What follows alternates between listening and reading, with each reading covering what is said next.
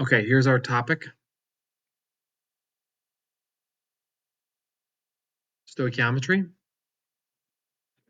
Here's some important information in case you need it. I want you to be able to tell me what it is and use it. That's what it is. So in other words, you're going to draw these dimensional analysis problems, and then you're going to do some math and calculate them. All right? I don't have an analogy. This is what stoichiometry is. Essentially, what you're doing is you're starting with one amount and ending with another amount. And you're calculating. And what's interesting with stoichiometry, you could do it forward or reverse to forwards. And by that, I mean you could do product to reactant or reactant to product. And you must have a balanced chemical equation to do this, all right? For example, this is not really stoichiometry, but this is kind of like what stoichiometry is like. How many omelets can we make if I've got 6 eggs? Well, all that's going to be determined by how many omelets you put in an egg, all right? And I'm just going to come up with 3 eggs, and then I'm going to do it, all right? So that's 2 omelets. Now, how many sandwiches can we make? This is like stoichiometry because I'm going to use a balance equation of like 2 pieces per, 2 slices per sandwich. So then I'm divide, and I get 6, all right?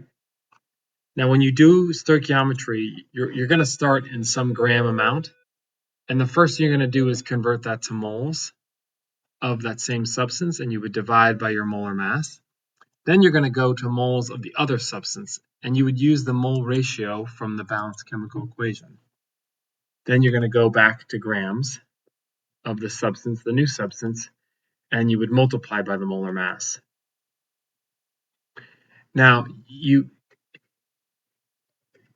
stoichiometry cannot be like backwards in that you could think of it in reverse too, where I could go from grams to B to moles of B, and I would divide by the molar mass again. Then I'd use my molar ratio to go to moles of A, and to go back to grams of A, I'd multiply. All of these problems are going to be set up in a similar manner. You're going to start with some gram in the top left. You're going to put the molar mass, you're going to divide by it. Then you're going to use your molar ratio, which comes from the chemical equation, and then multiply by the molar mass again. So all of them are going to kind of like follow this framework. All right, so let's say I've got 10 grams of hydrogen gas and I want to figure out how much oxygen I'm going to use. All right, here's my balanced equation. So I'm going to put this 10 grams of H2 in the top left. All right, and the first thing I'm going to do is convert to moles by dividing by the molar mass. I'd use my periodic table, and hydrogen is 2.02 per mole. Then I'm going to use the molar ratio to convert to moles of oxygen. Nate Larson, please go to him.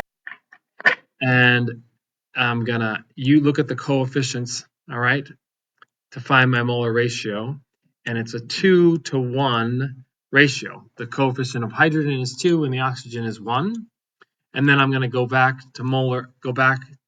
to grams using oxygen's molar mass, which would be 32. And then I multiply, or I would cancel out my units, and then multiply across, and that's my answer.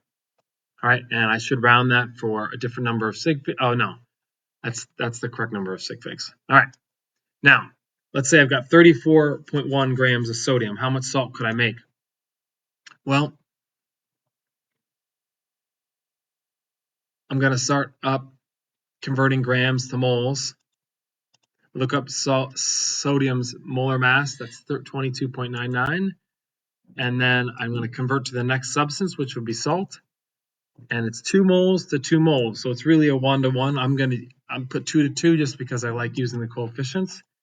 Now I'm going to convert back to grams, use salt's molar mass, and then I multiply across. And there's my answer, 86.7 grams of salt.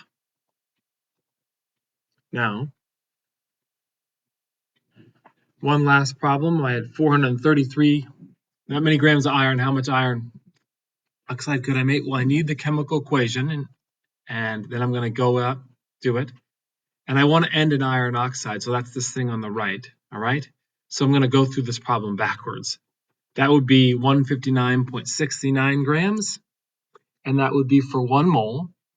And then the unit's going to have to be here, and I'm going to go to iron, all right? I'm going to use the molar ratio. Once again, it's a 2-to-2 ratio. And then I'm going to go back to grams and use the molar mass to do that. And then cancel it out, and that's my answer.